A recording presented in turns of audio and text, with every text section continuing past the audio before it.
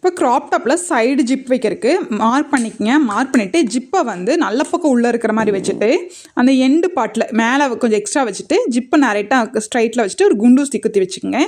குத்திட்டு ஜிப்புக்கு எண்டில் அந்த சைடில் ஃபஸ்ட்டு ஒரு ஜிப்பு தள்ளி சைடில் ஒரு ஸ்டிச் பண்ணி எடுத்துருங்க. அந்த சைடில் ஓகே. ஃபஸ்ட்டு அந்த ஸ்டிச் பண்ணி எடுத்துகிட்டு அதுக்கப்புறம் ஜிப்பை ஒட்டியே ஸ்டிச் பண்ணி எடுத்துக்கலாம்.